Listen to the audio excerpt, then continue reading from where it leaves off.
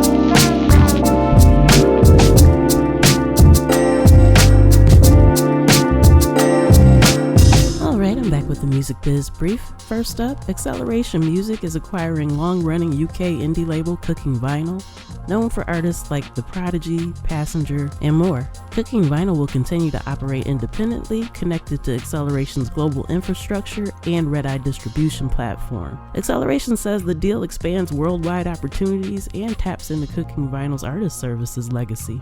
Cooking Vinyl Publishing and Modus Music are not part of the acquisition. Both companies emphasize a shared commitment to independence and artist-first values. Next, Sony Music Publishing has acquired Hipgnosis Songs Group from Recognition Music Group, expanding its roster with a mix of modern hits and classic songs. The deal includes publishing rights to tracks like Sabrina Carpenter's Espresso, but excludes major catalogs from artists like Justin Bieber and Neil Young, which Recognition still owns. Hipgnosis will transition to Sony's systems over the coming months, while royalty payments will continue as usual for now. Sony says the acquisition strengthens its mission to support impactful songwriters worldwide.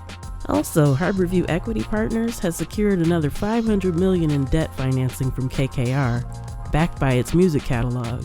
This brings its total raise to KKR-led securitizations to $1 billion in 2024. The funds will help Harborview expand its music holdings and push into film and TV rights. Founded in 2021, the company now manages over 35,000 songs, including works by T-Pain, Christine McVie, and Wiz Khalifa.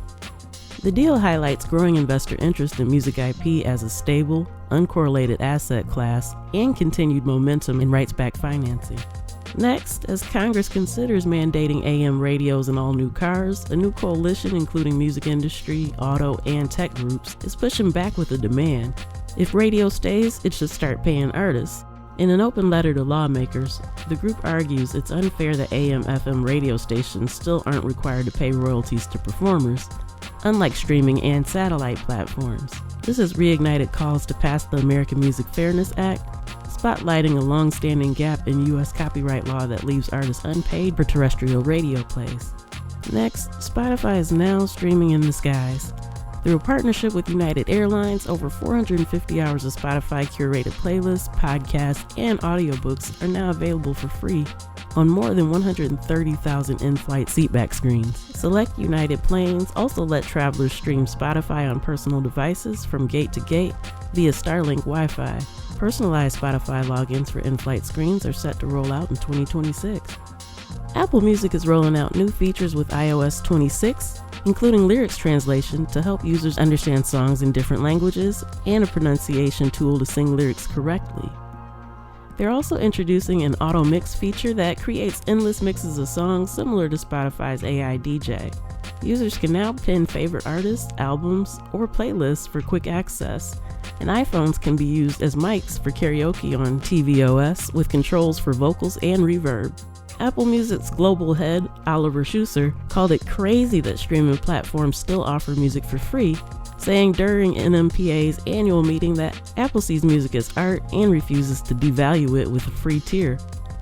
His remarks came as the publishing industry celebrated $7 billion in U.S. revenue last year, but also raised alarm about declining songwriter payouts due to bundling practices by Spotify and Amazon, along with low royalties from social platforms like TikTok. The NMPA urges solidarity to protect songwriter income and these growing concerns. Reservoir Media has partnered with Fool's Gold Records in a wide-ranging deal that includes acquiring master rights from artists like A-Trak, Danny Brown, and more. The agreement also gives Reservoir exclusive rights to market and distribute the label's full catalog and upcoming releases, including music from the new sub-label A-Trak and Friends. This strengthens Reservoir's position in hip-hop, electronic, and boundary-pushing music. Also, Live One, the U.S. music streaming company behind Slacker Radio, is facing a $2.6 million lawsuit from Sony Music for unpaid licensing fees since August 2024. Sony has ended its licensing agreement, but says over 200 of its tracks remain available on Live One's platforms. This follows a previous 2022 lawsuit from Sound Exchange, which Live One lost over royalty payments dating back to 2017. Despite reporting $95 million in revenue for 2024, Live One posted a $7.3 billion operating loss and recently raised nearly $17 million in debt financing while exploring strategic options after Napster's acquisition. VC firm Mindset Ventures has launched Mindset Music Tech, a new fund focused on early-stage startups in music, sound, and audio tech, especially those offering business-to-business tools. The fund aims to back companies that streamline creative workflows, enhance rights management, and deepen fan engagement, steering clear of the volatility of the entertainment itself. It's already invested in 6 startups, including Music AI, Audu, Unheard, and Alduet, a voice-controlled music creation tool for artists. And finally, Tencent Music Entertainment Group is set to acquire Chinese audio giant Ximalaya Inc. for about $2.4 billion cash and stock, making it a wholly owned subsidiary. The deal expands Tencent's reach into podcasts, audiobooks, and spoken word content, positioning it to better compete with global streaming leaders like Spotify. With over 300 million monthly users, as valuable new content and revenue streams, Tencent's strong first quarter results of the year, including growth in premium subscriptions, reflect the strategic importance of long-term audio content, which the company will help bolster once the deal clears regulatory approval. Alright, and that's the wrap for the Music Biz Brief. I'm going to take a quick pause for the cause, so stick around and I'll be back with my special guest, Brian Keith, right after this. Keep it locked.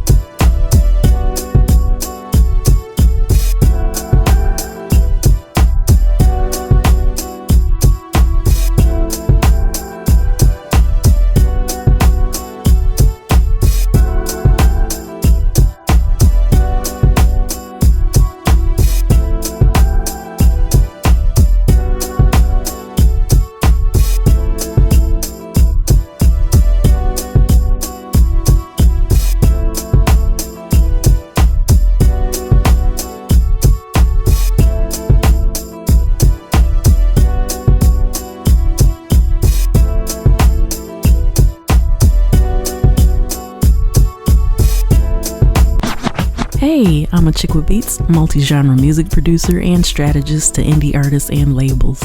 Visit achickwithbeats.com for resources for artists and instrumentals in various genres available for songs, vlogs, blogs, podcasts, themes, TV, film, commercials, and more. Once again, that's achickwithbeats.com.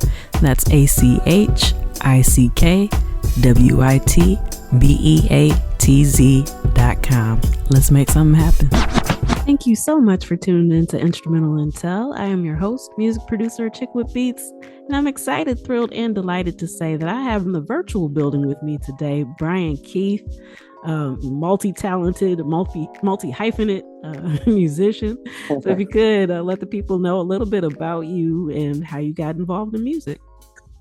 So my journey started a long time ago. I guess as a kid, I grew up in one of those big households that had a lot of music. Grew up listening to all the great stuff like Stax and Motown, and we really did kind of have a lot of stuff in the house. Like a lot of people, I started playing in church when I was about 7, keyboards, drums, and then from there it just grew. In 1990, my mother's job, we left Memphis and moved to Cincinnati, and it was here in Cincinnati that I kind of started, my professional journey.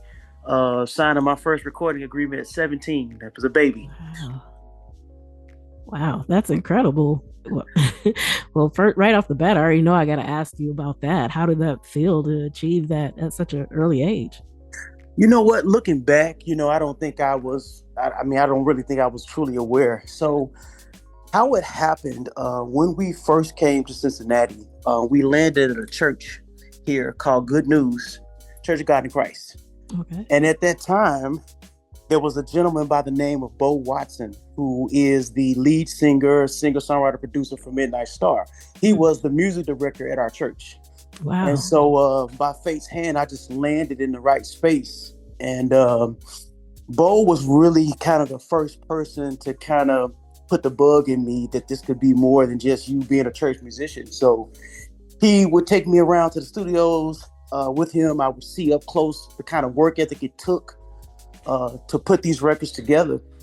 And then in that same church, there was a brother there. His name was Jason Slaughter. Jason Slaughter was the first person that was like, yo, forget gospel. We're going to take this kid and do something. And so Jason started taking me around to the different labels. And then I ended up signing with an independent label that was based out of Cincinnati at the time. And back then, I just wanted to be in the studio. I don't think I really grasped the situation that I was in. I was just excited to work. And I actually signed with this label as a writer and a producer first. And then, I started singing and working on other projects. But yeah, it was looking back, I can appreciate all the people that, were along my journey that have helped me get to where I am now. So, I definitely appreciate all those people and all those individual blocks along the way. Yeah, absolutely. So you mentioned that you had started off with the writing and producing there. What did you kind of use for your inspiration? Like when you started writing, if you can remember, like maybe the first song that you've ever done up until that point and all that, like how'd that kind of fall into place for you? So my original dream as a young kid, I wanted to be Berry Gordy. That was long before I was actually, thinking about music as a profession. I grew up as a kid admiring Motown and admiring that story of a person who could come in and organize all these talented people and create this great label. So yeah, that was Berry Gordy. When I tell people that, that's kind of weird. I'm like, yeah, Berry Gordy was my first idol, or the first person that as a kid, I said, you know what? When I grow up, I want to have a record label like him, right? Yeah. And then as things would unfold, when I got to Cincinnati, the studio that Jason Slaughter took me to, this particular record label, when I first went there, I had never actually made a record myself. I was playing keyboards and organs and all that, but I had never actually sequenced a song, right? Yeah. So we're in the studio and the owners of the label, everybody's all in this control room, and the engineer, he says, hey man, have you ever put a song together? And I said, well, no, I haven't. He said, well, here's what's going to happen. I'm going to press this button. You're going to hear 4 clicks and just play what you feel. And Mm. that's what I did. And I've been doing it for 30 years now. And so the first 2 songs that I ever produced and got paid for was a brother. His name was Monty Jet, me, Monty Jet. Mm. And we did a song called A DJ for Two and another song called Get Money. And that was it. That was really literally how it started. I just, I put those 2 beats together. Then, now, of course, this was before the digital age. I kind of came in on the backside of the analog era. But yeah, that was really the beginning. I just started. I started with those 2 songs. The label from there was like, hey, well, can you write and produce for some of our other acts, which I ultimately did. And funny story, my mother, of course, I was a church kid. Mm-hmm. My mother was a pastor, missionary. And because I was underage, they needed her permission for me to sign, right? Ah. So they told my mother that it was going to be a gospel album. Oh And boy. so they told mom it was going to be a gospel album, and she allowed me. Now, we did actually record a gospel album, and we recorded an album that, and you figure this was in the era of Commission and BB and Yeah. CC. But so we went in the studio and we recorded this album, and it was a lot of "He Loves Me," and I don't think the word Jesus was nowhere on this record. they uh, they pushed me as close to the line as they Yeah. could. And we're talking 91, 92 by this time. And yeah, from there, ironically, once we finished the album, they started trying to shop it for, bigger distribution. And they kept telling us no, because at that time, even though there was groups like Commission out there was not a solo little cute R&B looking dude with Mm. a R&B sounding album. So a lot of the companies that we approached turned it down because they was like, yeah, this is a little bit too far. It's either going to be gospel or R&B. There really wasn't a lane for that back then. Yeah. And so, yeah, that was kind of the beginning. The After the gospel project didn't work, the label came back to me and said, "Hey, look, man, we got these 3 guys that auditioned for various roles with the label. And if you will agree to be the lead singer, then." And so that was my transition to R&B. Wow. Yeah, that was the transition. What a story, especially you mentioned that era. I'm thinking, if I'm remembering this correctly, that was around the same time that a lot of R&B acts would have their last song on the album be like inspirational. Like Right. at the tail end of that. Yeah, I kind of forgot about that period. Like you're Yeah, right, it like it was. really wasn't a whole lot of different directions you could go at that time. Like, yeah. Yeah, and it was still very taboo. I Yeah. remember, I remember one day at church, Tuesday night Bible study, and we're at church, and the BB and CC Wine is one of their albums that just came out, and the teacher, she has the cassette tape and she slams it on the table that this is evil. The church it was still very taboo to Yeah. have these R&B sounding projects back then. And looking back, I say, you know what, when I see gospel artists like Tone and Ty Tribbett and some of the more modern gospel artists today, I was like, yeah, I was ahead of the curve. Right. um Now, of course, it's hard to, the lines are blurred now, but it wasn't back then. Yeah, absolutely. Okay, so first of all, I mean, that's really awesome. All the things that you got to see and experience. I think one of the main things that kind of sticks out to me about what you've shared so far is your willingness to be adaptable to different situations when the opportunities arise. Is that Absolutely. has that kind of Absolutely. always been a part of your work method, or did you have to kind of work at it to get there?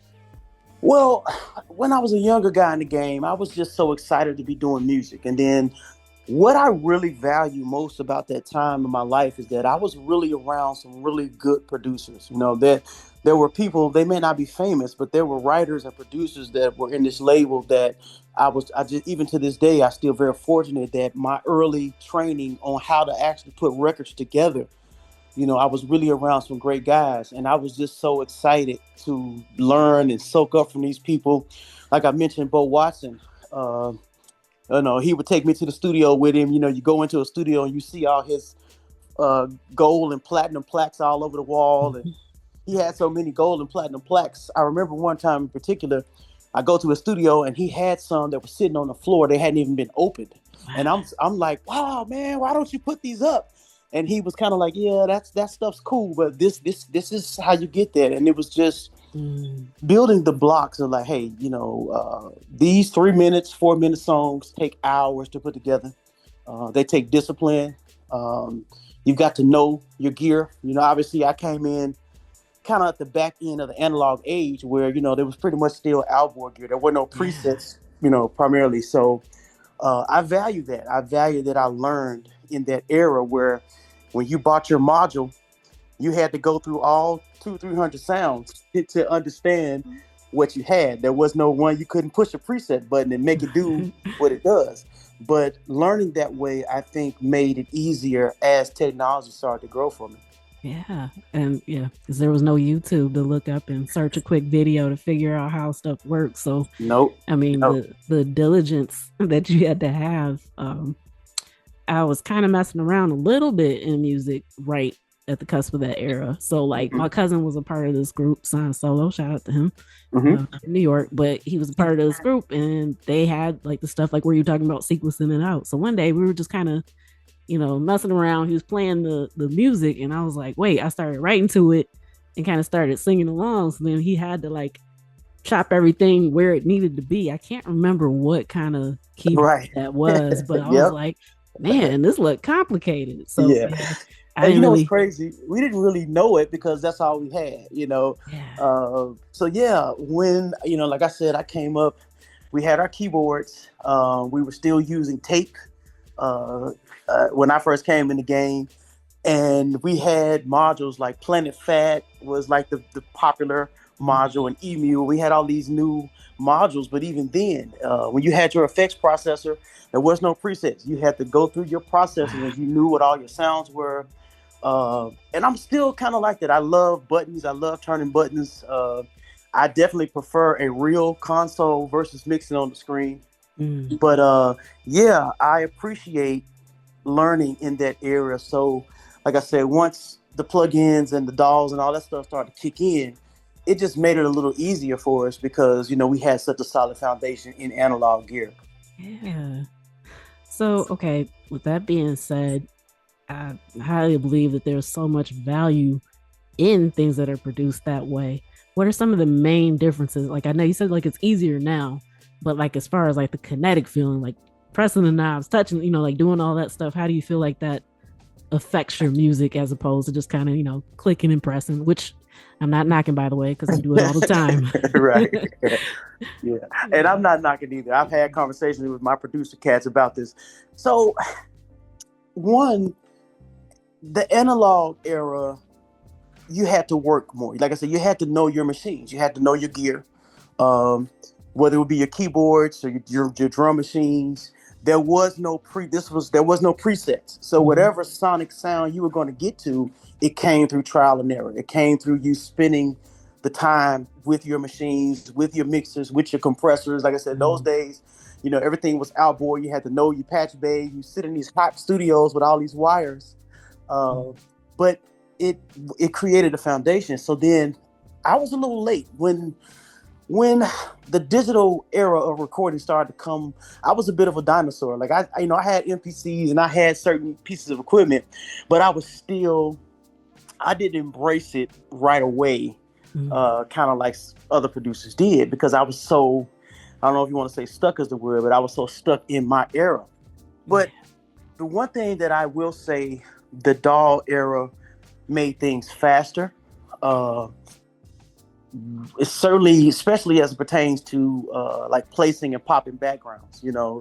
Back in those days, we were placing and popping backgrounds, but not quite the way you do now. You can just highlight it and move it. It just wasn't that way.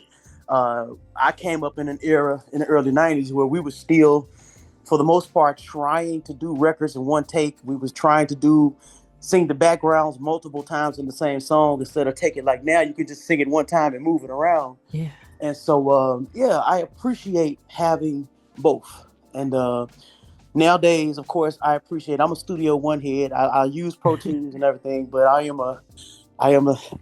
I've had this conversation. I like Studio One because I'm comfortable with it, Yeah. and I think it's. I like the editing tools, but yeah, the beautiful thing about the digital age is that for people, I guess like myself, who really know their gear, it's a lot easier to move stuff around. I feel like there are certain things that I can do now with a song that I say, oh man, this would have took hours to do Yeah. years ago. Yeah. Definitely. Absolutely.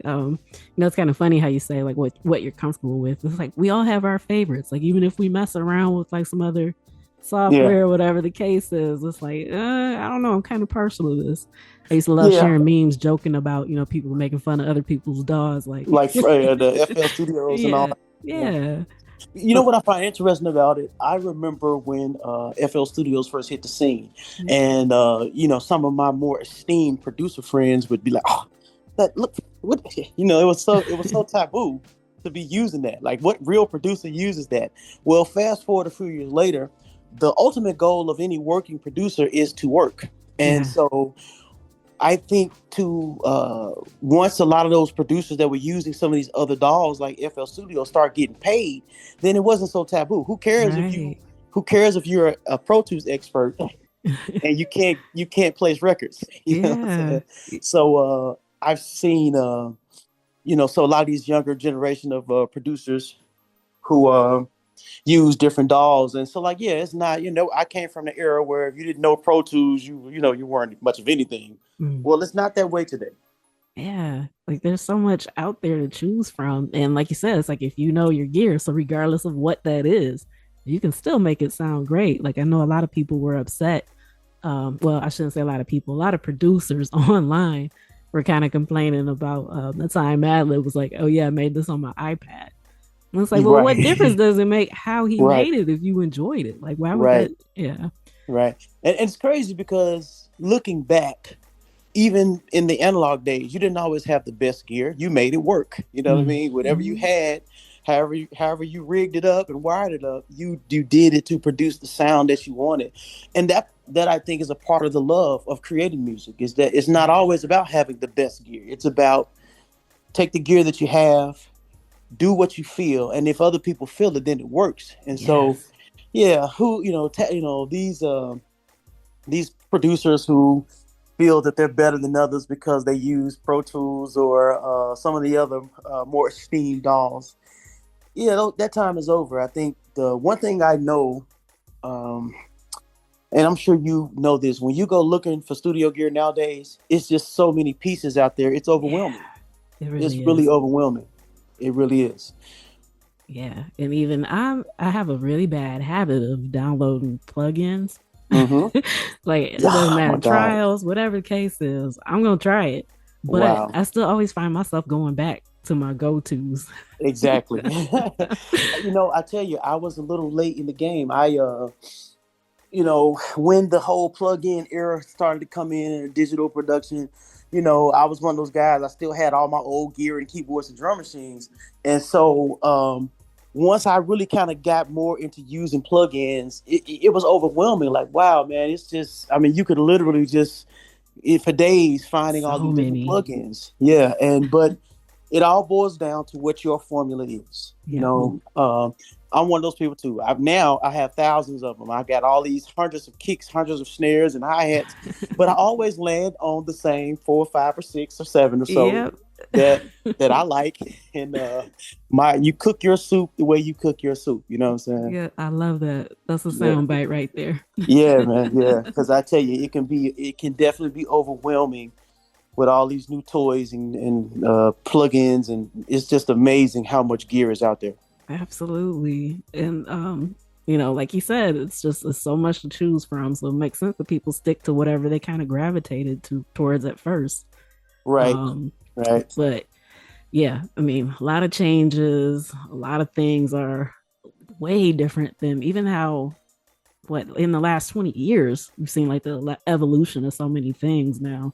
Um, Absolutely, absolutely. And what's funny? I remember a time 7 or 8 years ago when people started having when you would see people with the studios in their bedrooms, stuff like that, and people would be like, I'm not in the studio. Well, actually, because of the advances in technology, you don't need a 5, 10, 15, $20,000 studio anymore. You Yeah. can go out and reasonably spend under $1,000 and come home with gear and sounds and be competitive.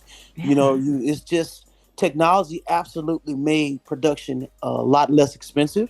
Hmm. Um, some people might argue that it made it too accessible to some because, of course, now everybody go get them a laptop and some Yeah.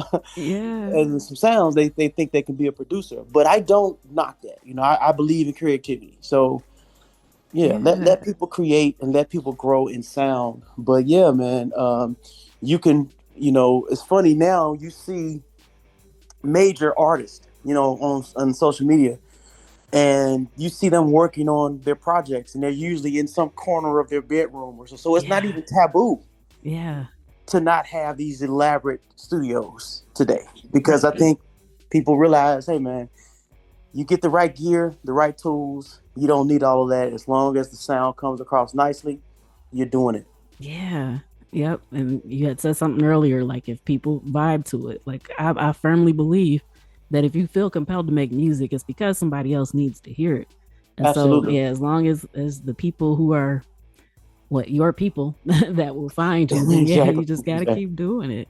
Yeah, and that's the challenge today in this sea of everybody. I just read a statistic the other day. I don't know how true it is, but they stated that on average, 250,000 songs are uploaded to Spotify every day. And when you think Yes. about that, you're like, wow, man.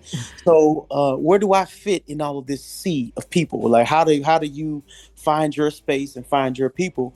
And I think it's as you said, you really do have to first focus on just make good songs, make Mm-hmm. good songs. Engineering, make sure you've got good mixes. Let that be your priority, and from there, let your people find you. Whether it's 10 people or 10,000 people, give them good music to buy. Right, right. And I like what you said about the numbers too, because especially in the digital age, now that social media has effectively programmed a lot of us to be looking at those numbers. Mm-hmm. So you can kind of minimize it like, okay, well, only 10 people like the song that I posted. That's 10 people that Right, didn't have to say anything, that didn't have to stream it, that didn't, whatever the case may be. right, Like if you were out, just walking outside in the street and 10 people tell you that they like your outfit, you'd be happy about that. So I right, think it's like just because it's, in the computer or in your phone, people don't realize that those are actually 10 people that are supporting you. So yeah, the numbers don't matter. They needed what you had to offer and you gave it right, to them. right. And the funny side to that is in this streaming era where I think we all still trying to figure that out. If you had Mm-hmm. 100 people who actually bought your single for a Yeah. dollar, you're doing better than most. you Yes. know? And so, don't be overwhelmed with the pursuit of trying to reach the masses. Mm-hmm. Like you say, if you can just get your dedicated group of people that will buy your merch and buy your songs, that's how you build a career in music. And that's ultimately what I think most of us care to do. Yes. So, okay, you had mentioned kind of back in the beginning, so I'm backtrack a little bit, but Mhm. you moved from Memphis to Cincinnati, some big music locations. How do Yes, you feel that those areas have specifically affected your music or your sound? they were huge. And I don't even think I realized the impact until I was much older. Of course, growing up in Memphis, I grew up, we were baptized in the history of Stax music Mm. and the blues. And like I say, my family, my grandmother had one of those long stereos. And we had, most of my aunts and uncles, 10 of them were teenagers in the 50s and 60s and 70s. Mm. So by the time I came rolling along, there was every bit of 300 records there. Wow. Okay. And so I always valued that. Of course, growing up with my roots in gospel music there in Memphis, Tennessee. And then when I came to Cincinnati, of course, landing where I landed at the church I landed at with Bo and some of the other musicians, it was just such an awesome time to be around so many talented musicians. Cincinnati has such an awesome history of R&B, funk Mm-hmm. music. Uh, Dayton, Ohio is 30 minutes up the street from here. The city's music scenes are very linked together. Um, a person from Dayton, Ohio will die on a hill telling you that funk music was born there, and I believe that. Uh, my belief, funk music started here in Cincinnati with James Brown at King Records, Mm. and then Dayton, Ohio, absolutely blossomed it into what it became. You Mm. know, at one time, you had the Ohio Players, you had a group called Sun, you had the Daz Band, you had Slave, you had Heatwave, Midnight Star, Bootsy. All those groups were kicking around this area at the same time. Mm. So by the time I came along in the early 90s, a lot of the people from those movements, they were still around. You would see these guys all the time. The band members, you would bump into them. Catfish Collins, all these guys were still Mm. around. And so I take great pride in being from Memphis, Tennessee musically. And certainly I take great pride in the culture of R&B, funk, and soul music right here in Cincinnati, Dayton, Ohio. Yeah, I got family in both areas, just for the record. So yeah, Oh yeah, yeah. This is yeah. this is this is the and you figure in the 80s, you know, you had groups like The Deal, of course, Midnight Star. This has always been a hub, you know, over the years. Even with the record labels around that as they were trying to move projects throughout the country, they always came through here. You know, it was always like this was always a testing ground. If you wanted to see how the project was going to do from an R&B funk kind of standpoint, you had to test this market. This market has always had some of the baddest musicians. You know, Mhm. it's just always been that way, and I feel very proud to be a part of this community. Yeah. Well, that's an amazing, incredible background. I'm very saddened that this time has gone by so quickly. I know, So I know. I definitely want to have you back on if you'd be down. We could do a Oh, part I two would. sometime. I'd love to. But yeah, I'd love before to. before we close this out though, one, I want to make sure that everybody knows where they can find your music, follow you, sign up for newsletter, like whatever you got going. And then yeah, if you have like any kind of final thoughts that you kind of want to leave, any like advice nuggets that you want to leave the listeners with, that'd be great too. Yeah, absolutely. So I am at B Keith Music on all music platforms. My website is bkeithmusic.com. You can always go there. I just released a new single about a month ago called Slow and Easy, which is out everywhere where you buy music. And if I was to leave a nugget with anyone, you've got to keep going. You know, if you had told me at 17 that I wouldn't be this multi-million dollar uh, producer with 12 Bentleys outside, I would not have believed you. You know? But life and music is a journey, and it's imperative that you first love it and then keep going. And if you truly believe you have something special, don't stop. Hmm. That was wonderful advice. So yeah, I definitely want to thank you for taking time out of your busy schedule to share your story, your experience, and insight. And yeah, I'm already looking forward to next time. So yeah, we definitely got to do round two again sometime. Absolutely. And thank you for inviting me. I do appreciate it. Thank you. All right, and that's a wrap for this episode of Instrumental Intel. I've been your host, music producer Chickwood Beats. And once again, I want to thank you for tuning in. I'd like to thank my special guest, Brian Keith, for coming through and sharing his insight and experience. I'd like to thank my home station, Grander Radio out of Grand Rapids, Michigan. And I'm excited to be back next week with a new episode for you.